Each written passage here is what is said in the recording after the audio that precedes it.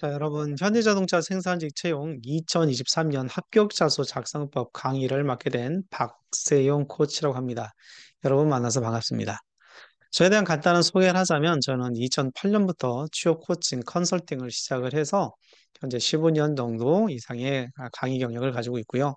각종 대학, 면접관, 직업방송, 또 대학에서 강의, 여러 가지 일을 하고 있습니다. 자, 저에 대한 소개는 저희 홈페이지를 통해서 보시면 나와 있으니까 양력에 관련된 내용을 확인해 보시면 좋을 것 같고요. 자, 오늘 강의 저랑 함께 한번 시작을 해보도록 하겠습니다. 강의 앞서서 자, 기본적으로 7개 강의를 진행하는데요. 첫 번째 강의이기 때문에 좀 길게 설명했어요. 그래서 이번 강의는 약간 길고 두 번째 강의부터는 짧으니까 기본적으로 약간 마음을 단디 먹고 가시면 좋을 것 같습니다. 강의 목차는 1번에서 총 7개 챕터로 구성되어 있어요. 첫 번째는 두 번째, 세 번째, 네 번째까지가 기본적으로 자기소개서 작성법에 관련된 가이드 기본기고요. 5, 6, 7번이 실제로 여러분이 지원하는 자기소개서의 항목 분석이기 때문에 급하신 분들은 5, 6, 7을 보시면 되고 1번에서부터 4번까지는 기본 개념이니까 꼭 이해하고 가시면 됩니다. 뭐든지 기본이 중요하죠. 자, 첫 번째 챕터 보겠습니다. 인사팀장을 설득시키는 글쓰기의 기본. 무엇이든지 기본기가 가장 중요하다. 글쓰기도 그러하다라고 말씀을 한번 드리고 갑니다. 자, 인사팀장을 설득시키는 글쓰기 기본기인데요. 소제목 작성을 위한 기본기인데, 자, 이번에 현대자동차의 출제 항목을 보자면 기본 700자, 600자의 글이 되어 있죠. 그래서 제가 소제목을 쓰는 조건들을 보통은 500자 정도가 넘으면 가독성, 가식성이 떨어지고 면접관 입장에서는 지루하게 느껴질 가능성이 크다라고 보시면 돼요. 실제로 제가 면접관을 가서 보다 보면 서류가 있는데 시간은 짧고 너무 볼 시간이 없어요. 그런데 뭐 서류가 수수께끼예요. 어디서 무슨 말을 쓰려고 하는지도 알 수 없어요. 그러면 곤란해지기 때문에 이렇게 소제목을 가급적 먼저 써줘서 아, 이 구직자가 어떤 이야기를 하려고 하는구나라는 감을 먼저 잡으면 훨씬 더 편하겠죠.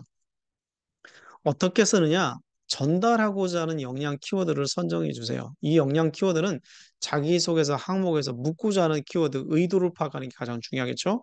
두 번째, 역량이라는 것은 눈에 보이지 않기 때문에 정량화를 통해서 숫자, 기간, 횟수 등을 통해서 증명을 하는 이런 방법들이 필요하겠죠. 그리고 세 번째, 목표군 방향성인데 이거는 여러분들이 자기소개서를 보다 보면 목표나 각오들이 있어요. 경험을 통해서 어떤 걸 느꼈니? 어떻게 할 거야? 라고 하는 그런 부분들이 있기 때문에 이렇게 참고로 해서 활용을 해주시면 좋을 것 같습니다. 자, 키워드와 이 정량화를 한다는 것이 무슨 의미냐? 자기소개서 초보나 또 여러분들이 사회생활 먼저 시작해서 서류를 써본 적이 없는 분들은 의아해할 수도 있겠죠. 이럴 때는 자, 전문성이라는 게 키워드를 여러분이 강조하고 싶어요. 차별화의 역량과 이런 걸 묻고 있잖아요. 현대자동차에서. 그런데 이걸 증명할 방법이 없으니까 전문성이란 키워드 5개 프로그램. 기본기라는 건 기본기에 대한 키워드 3번의 장학금. 근면함에 관련된 건 10시간 동안 일했다. 경제관념 4년. 끈기 6박 7일. 설득의 기술 20번. 자, 이렇게 현대 자동차와 직접적으로 연결되지는 않겠지만 소제목을 쓰는 방법론에 있어서는 아, 이렇게 쓰는구나라고 여러분들이 감을 잡고 가시면 훨씬 더 글을 가시성 높은 글을 쓸 수 있겠죠. 목표와 방향성을 써주는 글이 될 수도 있어요. 그런 경우는 이렇게 현대자동차의 베트남 현지 공장 생산 총관리자 비전 있죠. 이렇게 현대자동차의 목표 어디 베트남 현지 공장 총관리자 이런 개념으로 각각의 이게 빨간색으로 표시되어 있는 글들을 보시면 이렇게 쓰는 거구나. 정량화는 무엇이고 목표와 방향성은 무엇이구나. 이렇게 여러분들이 공부를 하고 가시면 좋을 것 같습니다. 자, 소제목 작성부터 작성 상대, 자소서, 마스터 자소서에 4단계가 있는데요. 그첫 번째 단계가 바로 소제목이죠. 방금 전에 소제목 다는 방법을 여러분이 보셨었는데, 소제목을 작성할 경우라면 헤드라인의 승부를 거십시오. 안 봐도 되게끔. 여러분이 신문 볼 때 내용 다 보지 않아도 헤드라인만 보면, 뉴스 헤드라인만 보면 어떤 내용인지 우리가 이해할 수 있는 것처럼 자기소개서도 그러합니다. 돋보이는 제목을 통해서 평가자의 호기심을 자극하시면 되겠죠? 언제 더 봐요, 서류를. 그렇죠? 그래서 평가자들이 인사팀장이 딱 보고 그런 사람이구나 이렇게 볼 수 있도록 해주시면 좋겠죠. 질문에 관한 키워드 역량 단어를 선정해 주시고요. 선정된 키워드를 증명하는 기술이 발휘돼야 될 텐데 그것이 바로 계속 강조했던 정량화, 숫자, 기간, 방향성, 성과, 결과, 목표점 등이 드러나도록 작성을 해주는 거고, 검사를 해봐서 이런 내용이 들어갔다면 잘 쓴 걸 검사했는데 아니야 그러면 잘못된 걸 첨삭을 새로 받아야 되겠죠. 이런 개념입니다. 서론은 두 가지 결론 형태를 그는 거죠. 그러니까 먼저 쓰는 거죠. 먼저. 보고서 여러분이 보고할 때 뭐가 저렇고 저가 그러면 그 결론이 뭐야? 이렇게 물어보잖아요. 그런 개념처럼 자기소개서도 항목에 맞는 결론 형태의 글을 먼저 쓰고 그다음에 집중하게 해주는 거죠.